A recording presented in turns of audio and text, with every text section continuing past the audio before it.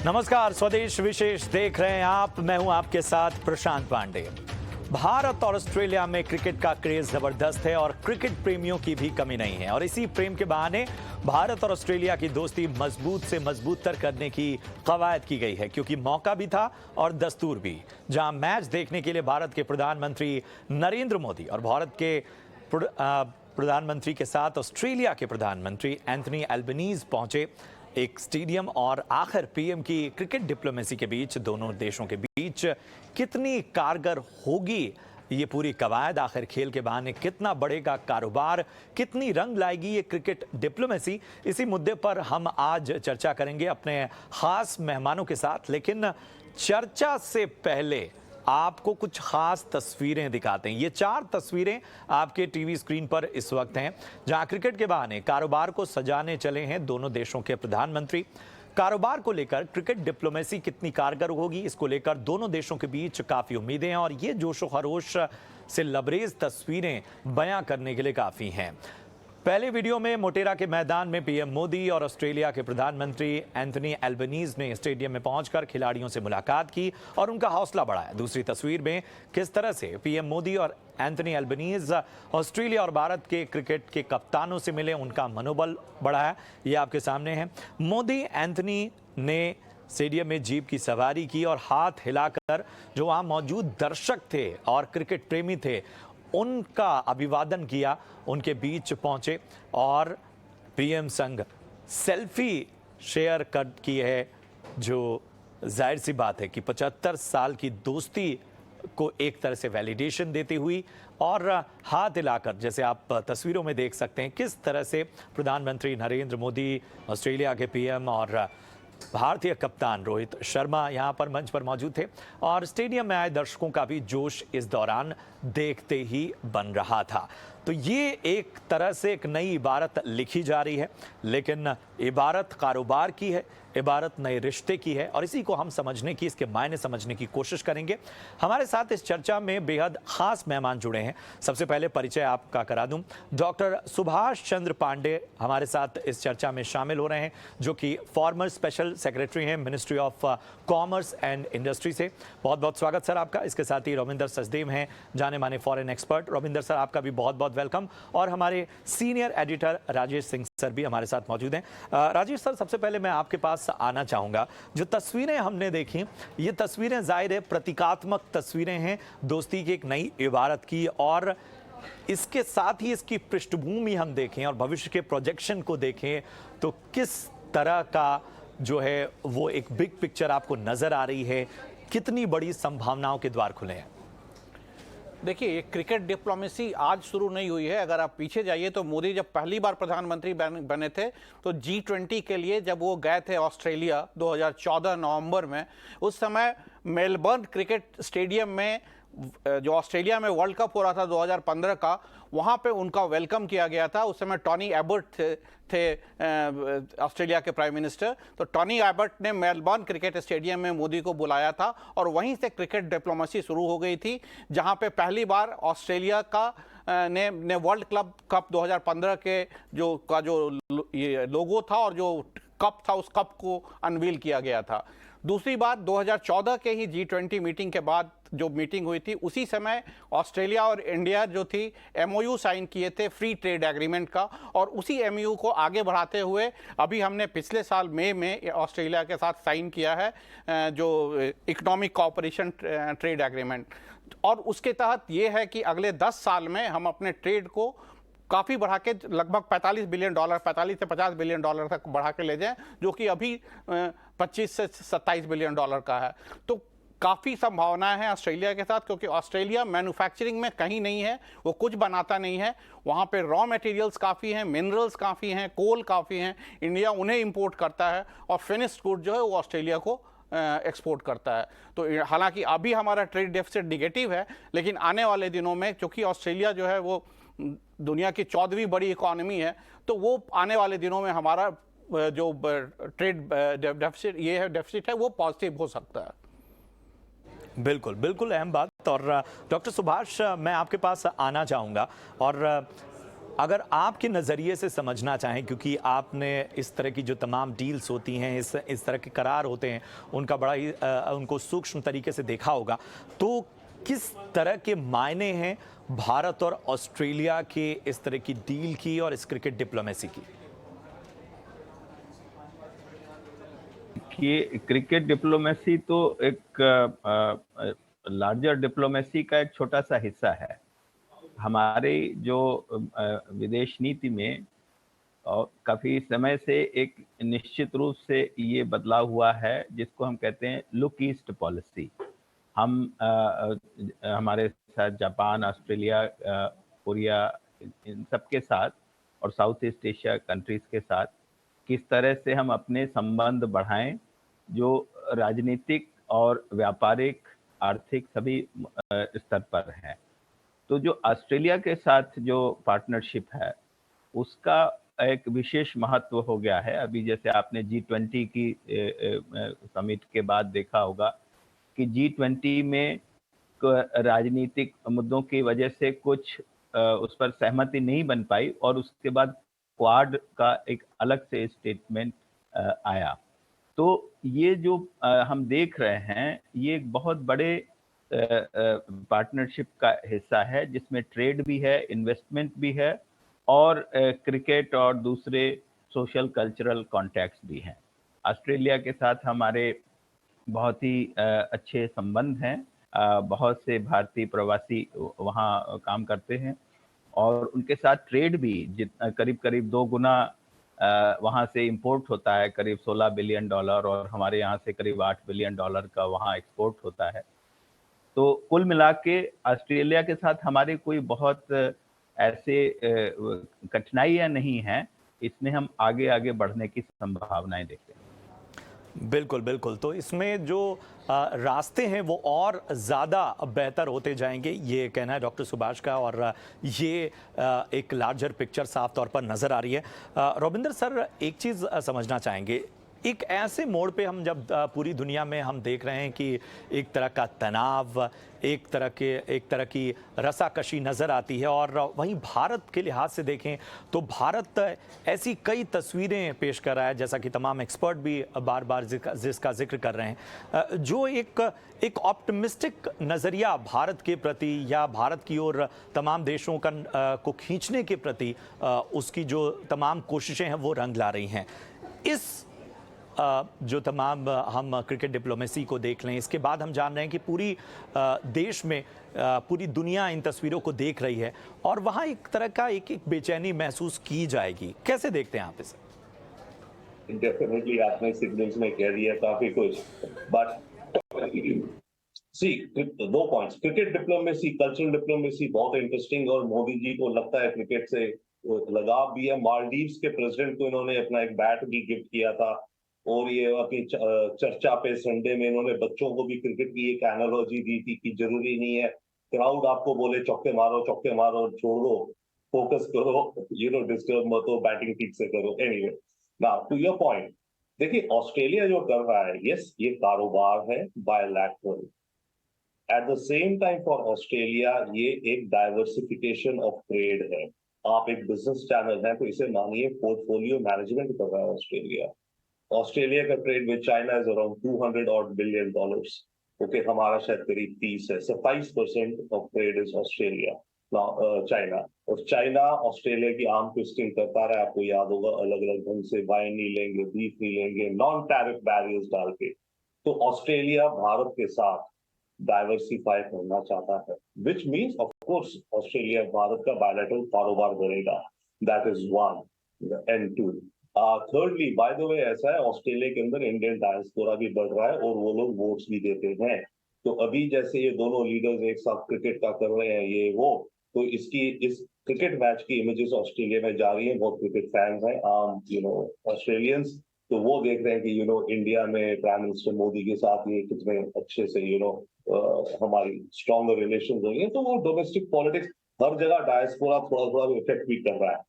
But coming to your this thing की कुछ ये देख रहे होंगे इन बढ़ती हुई, उनको डेफिनेटली जो मैं कह रहा हूँ पोर्टफोलियो मैनेजमेंट, तो चाइना को ये है ना कि भाई अभी तक जो ऑस्ट्रेलिया से उसका जितना ट्रेड चल रहा था, अगर ऑस्ट्रेलिया भारत से ज्यादा ट्रेड करना शुरू कर दे तो ऑब्वियसली चाइना में कुछ ट्रेड कम होगा।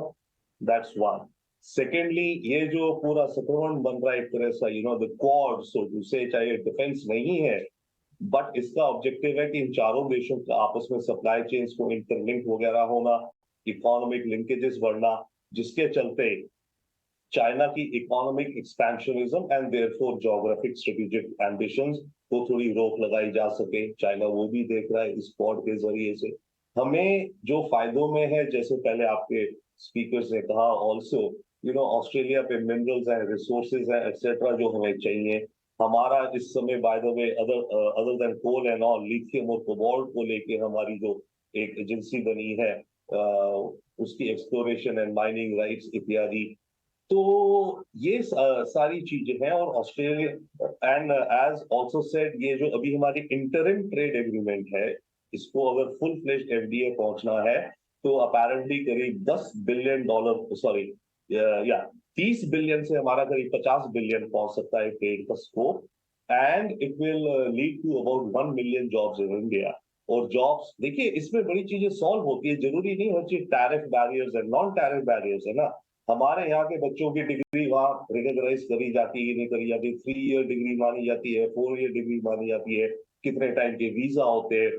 तो ये बड़ी सारी चीजें हैं जो इस दौरे में और इन डिस्कशंस में स्मूदन आउट होती हैं, which then opens up more ways for public to public और trade promotion और business travel etc.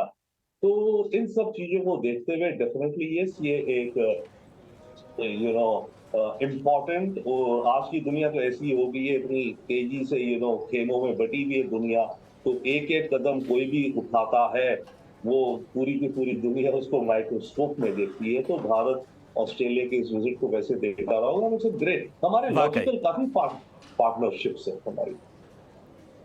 बिल्कुल बिल्कुल बिल्कुल। और यही पूरी दुनिया को जो संकेत जा रहा है, इसके मायने जो हैं वो हम डिकोड इस वक्त कर रहे हैं। राजेश सर, एक चीज़ हम समझना चाहेंगे, जब दो देशों के बीच इस तरह के बायलैटरल जो समझौते होते हैं, जिसमें जब भारत और ऑस्ट्रेलिया की बात आती है तो एफटीए का जिक्र आता है, क्या क्या वो एलिमेंट्स होते हैं, क्या क्या वो चीज़ें होती हैं जो दो देशों के बीच कारोबारी जो संबंध है उसे मजबूत बनाती हैं, और इसके अलावा कौन कौन से देश हैं जिनके साथ भारत जो है वो एक तरह की उम्मीद की तस्वीर आने वाले वक्त में पेश कर सकता है? वो एफटीए साइन किया था, एक यूएई के साथ और एक ऑस्ट्रेलिया के साथ इकोनॉमिक कॉपरेशन और ट्रेड एग्रीमेंट साइन किए थे। जैसा कि मैंने आपको बताया, ऑस्ट्रेलिया के साथ जो है, ऑस्ट्रेलिया बेसिकली रॉ मटेरियल्स के लिए काफ़ी है, वहाँ पे मिनरल्स काफ़ी हैं, वहाँ पे अभी हम जगह ईवी की तरफ जा रहे हैं तो आपको लिथियम वहाँ से मिल सकता है। वहाँ पे अभी फिलहाल हम ऑस्ट्रेलिया से कोल सबसे ज़्यादा इंपोर्ट करते हैं। ऑस्ट्रेलिया का जो कोयला है, हमारा जो coking coal, high quality coal होते हैं, वो 74% जो ऑस्ट्रेलिया से हम करते हैं वो सारा ऑस्ट्रेलिया से ही आता है कोक। तो ऑस्ट्रेलिया एक मिनरल रिच कंट्री है, तो वहाँ से हमको मिनरल्स काफ़ी मिल सकते हैं। दूसरी तरफ, जैसा कि मैंने आपको बताया कि ऑस्ट्रेलिया में मैन्युफैक्चरिंग कुछ नहीं होती है, तो हम फिनिश्ड गुड ऑस्ट्रेलिया को अभी भी एक्सपोर्ट करते हैं, और वो काफ़ी ज़्यादा बढ़ जाएगा अगर हमारा जो एफटीए है, फ्री ट्रेड एग्रीमेंट, अभी जो साइन हुआ है इंटरिम एग्रीमेंट, जो इकोनॉमिक कॉपरेशन और ट्रेड एग्रीमेंट जो है, इसके तहत भी लगभग 90% हमारे जो एक्सपोर्ट हैं वो उस पर कोई किसी तरह की ड्यूटी नहीं लगेगी ऑस्ट्रेलिया में। तो आप सोच सकते हैं कि जब ड्यूटी नहीं लगेगी तो हम कॉम्पिटिटिव हो जाए, खासकर जैसे टेक्सटाइल सेक्टर में, मेडिसिन में, इस तरह की चीज़ों में, लेदर होल्स्ट्री में, इन सब चीज़ों में हम काफ़ी कॉम्पिटिटिव हो जाएंगे, जो ऑस्ट्रेलिया के भारत के लिए काफ़ी फायदेमंद होगा। और अभी जो हम एक्सपोर्ट करीब $10 बिलियन का करते हैं, ये बढ़ के डबल या ट्रिपल तक हो सकता है, इतनी अपॉर्चुनिटीज ऑस्ट्रेलिया के लिए। दूसरी तरफ ऑस्ट्रेलिया के लिए भी भारत से बड़ा मार्केट कोई नहीं मिलेगा, तो 140 करोड़ के पॉपुलेशन में डिमांड रहेगी, तो आपको वहां से ये मिले। तो इसी को देख के, जैसा कि आपने बताया कि ऑस्ट्रेलिया और यूएई के साथ हमने एफटीए साइन कर लिया है, यूके के साथ हमारा एफटीए की बातचीत चल रही है और काफ़ी एडवांस स्टेज में है। आशा करते हैं कि इस साल के अंत तक यूनाइटेड किंगडम के साथ भी हमारा फ्री ट्रेड एग्रीमेंट साइन हो जाएगा। ईयू के साथ हमारी बातचीत चल रही है काफ़ी दिनों से, अगर वो हो जाता है, क्योंकि अभी दुनिया में, ग्लोबल वर्ल्ड में भारत से बड़ा मार्केट कहीं नहीं है, तो सभी देश चाहते हैं कि भारत के साथ हम एग्रीमेंट साइन करें, ताकि भारत के मार्केट को वो सप्लाई कर सकें और भारत के जो प्रोडक्ट्स हैं वो भी उनके मार्केट में जा सके। तो इस तरह के बायलैटरल और एफटीए भारत कई देशों के साथ बातचीत चल रही है, जिसमें प्रमुख है यूएई, ऑस्ट्रेलिया के साथ ऑलमोस्ट डन है, यूके के साथ, जापान के साथ, ईयू के साथ, इन सभी के साथ बातचीत अभी चल रही है, जो कि आने वाले सालों में सब होंगी। बिल्कुल बिल्कुल, और इन पर जाहिर सी बात है कि किसी भी इकॉनमी की जो संभावनाएं हैं उसकी रफ्तार जो है इन चीज़ों पर निर्भर रहती है, और भारत इस बात को बखूबी समझता है। डॉक्टर सुभाष, अगर हम इस रिलेशन के, भारत ऑस्ट्रेलिया रिश्तों के कूटनीतिक महत्व को समझना चाहें तो वो आखिर क्या होंगे?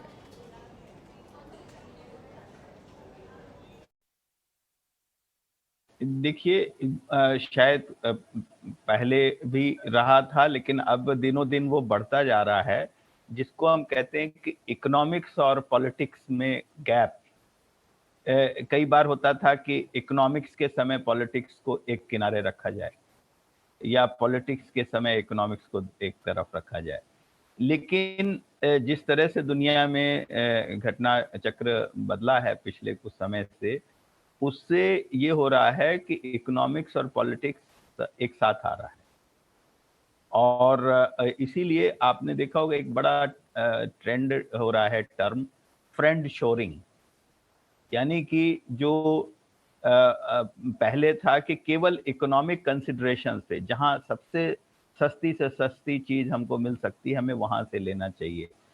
उसके साथ साथ ये भी देखना है कि वो लंबे समय तक वो मिल सकती है, और कोई उसमें कोई बाधा आ सकती है, कोई राजनीतिक रुकावटें आ सकती हैं, किसी तरह के मतभेद होने पर रिस्क हो सकता है। तो ये मत बनता जा रहा है कि किस तरह से हम जो व्यापार और विनिवेश ये है, वो भी ऐसे देशों के साथ किया जाए, मित्र देशों के साथ किया जाए। तो इस मामले में मैं कहूँगा कि ये राजनीति और अर्थनीति का मेल हो रहा है बड़े व्यापक स्तर पर। बिल्कुल बिल्कुल। और रविंदर सर, इस सर की ही जिस बात से मैं आपसे उधार सवाल आप तक पहुंचा रहा हूं कि एक तो है कि हम देख रहे हैं कि एक या एक से अधिक देशों के जो हित हैं वो एक पेज पे नज़र आते हैं, तो एक तरह की घेराबंदी नज़र आती है, चाहे हम क्वाड को ले लें या G20 के बाद हम देख रहे हैं कि एक तरह की तमाम चीज़ें बदलती हुई नज़र आ रही हैं। दूसरी चीज़ ये है कि जब हम बिज़नेस की बात करते हैं तो हमें इंटरेस्ट नज़र आते हैं, हमें कोल नज़र आता है, हमें बाकी अपने जो बिज़नेस की संभावनाएं हैं या दूसरे देश की हमारे देश में संभावनाएं, इन्वेस्टमेंट हैं, ये सारी चीज़ें नज़र आती हैं। इन दोनों को अलग अलग कैसे देखा जा सकता है? Very deep question. अलग अलग कैसे देखा जा सकता है, बहुत मुश्किल है। जैसे मेरे से पहले स्पीकर्स बता रहे थे, ये चीजें हम ओवरलैप कर रही है, राइट। अभी सर कह रहे थे कि इकोनॉमिक्स एंड पॉलिटिक्स इंटरमिक्स्ड है। मैं actually I am writing a book on this कि ऑप्टिक्स और जियोपॉलिटिक्स मिक्स्ड है। ऑप्टिक्स यानी कि इमेजेस, और जियोपॉलिटिक्स, तो असली में जियोपॉलिटिक्स में क्या हो रहा है, जो भी हो रहा है, इट्स मोर अबाउट कि उस जियोपॉलिटिक्स के बारे में नैरेटिव क्या चल रहा है दुनिया में, राइट। तो अब coming back to the economics cold interest है, वो भी आप देखिए, जैसे इंडिया रशिया से ऑयल ले रहा है फॉर एग्जांपल, राइट, सस्ता ऑयल ले रहा है, पर हमें नेविगेट करना है। हम चाहे अमेरिका वगैरह हम पे प्रेशर डाल रहे हैं, और धीरे धीरे हमारे रशिया से रिलेशंस डाउनग्रेड होंगे, वो तो ट्रेंड दिख रहा है मुझे। बट एनीवे, अभी के लिए वी आर गोइंग देयर क्योंकि हमारे इंटरेस्ट में है। सिमिलरली ऑस्ट्रेलिया और इंडिया का जो अभी आप बात कर रहे थे, आई अगेन गो बैक, इसमें एक तो ऑस्ट्रेलिया अपनी डाइवर्सिफिकेशन कर रहा है, ओके। चाइना को परेशानी होगी क्योंकि भैया उसका स्टॉक अगर इतना ऑस्ट्रेलिया होल्ड करता था और वो यहाँ से लेना शुरू तो ऑब्वियसली उसका बिजनेस कब मिलेगा। सेकेंडली, जितना ज्यादा ये इंटरलिंक्ड होते जाएंगे ये चारों देश, Japan, India, Australia end of course America, उतने ज्यादा इनकी आपस में बढ़ेगी trade. Eight the same time in Nations का इफेक्ट आएगा इंडो पैसिफिक के और देशों पे भी, आसियान में, राइट, फॉर एग्जाम्पल। तो ये जो सप्लाई चेन्स बनने जा रही हैं आने वाले वक्त में, for example like green hydrogen का काफी चल रहा है, और बाकी और भी चीजें हैं, बाकी even chips manufacturing and all. तो ये जो सप्लाई चेन्स बनती जानी है इधर इंडो पैसिफिक में, ये चाइना माइनस चाइना होती जाएंगी, तो चाइना को वो बड़ा परेशानी है। नाउ इंडिया के लिए यस, इन अ वे आपने जब शुरू में कहा था, आई वाज जस्ट थिंकिंग, आप कह रहे थे इन अ वे, पता है इंडिया का ये, I don't know, but golden वक्त है एक तरह से इंडिया का। परंतु अब हम पे डिपेंड करता है, हमें गोल्ड तो मिल गया, उससे कितनी सुंदर हम ज्वेलरी बनाए, काइंड ऑफ थिंग, राइट। तो एक तरह से हमारे पास अपॉर्चुनिटीज हैं ये, पर ऐसा नहीं है कि हमेशा चलेंगी, और ऐसा नहीं है कि ये देश आज हमारे को पीठ थपथपा रहे हैं, कल को ये हमें क्रिटिसाइज नहीं करेंगे, राइट। ये कभी भी कोई भी किसी भी ट्रेंड में आके आपके, बट फिलहाल के समय में वक्त है, तो हमें डेफिनेटली बहुत केयरफुली, जितनी ज्यादा इंटरलॉकिंग, जैसे भी बात हुई थी फ्रेंड शोरिंग, राइट, तो जितनी ज्यादा ऐसे इंटरलॉकिंग अरेंजमेंट्स, कॉरिडोर्स, क्लस्टर्स बनाए, supply chains with other countries, ताकि वो हमारी वो सेट होते जाए हमारे रोड्स, और उसके चलते डेफिनेटली ये फिर इकोनॉमिक फायदा, और हमें इकोनॉमिक फायदा डेफिनेटली, हमें हमारा मेन बॉटम लाइन जॉब्स है, और हमारी जॉब्स बढ़ेंगी, इकोनॉमी अच्छी चलेगी, तो हमारी मिलिट्री डिफेंस भी बेहतर होगी फॉर आवर नेशनल सिक्योरिटी। तो ये सारी चीजें अब इंटरमिक्स हो गई। बिल्कुल, बहुत अहम बात आपने कही, और समय कम है। एक आखिरी सवाल डॉक्टर सुभाष मैं आपसे लेना चाहूँगा, बहुत स्पेसिफिकली अगर हम ऑस्ट्रेलिया को एक बाजार के तौर पर देखें, तो भारत के लिए किस तरह के मौके वहां पर हैं?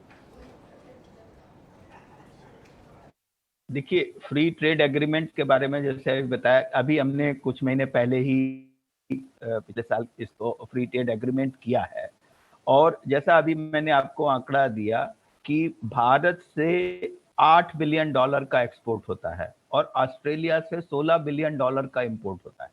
तो ये जो फ्री ट्रेड एग्रीमेंट होने के बाद ये हो गया है कि करीब करीब इसका 90% हिस्सा जो है दोनों तरफ, वो जीरो रेटेड हो जाए, उस पर कस्टम ड्यूटी जीरो हो जाएगी।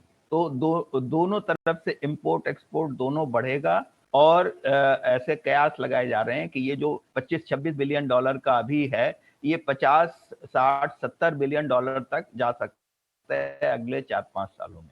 ऑस्ट्रेलिया से दो बड़े महत्वपूर्ण इंपोर्ट का वो है, एक तो जो है कोयला है, और फूड ग्रेन के मामले में भी आपको मुझे हम भारत को तो जरूरत नहीं पड़ती है, लेकिन ऑस्ट्रेलिया एक मेजर सोर्स है फूड ग्रेन का एक्सपोर्ट का भी।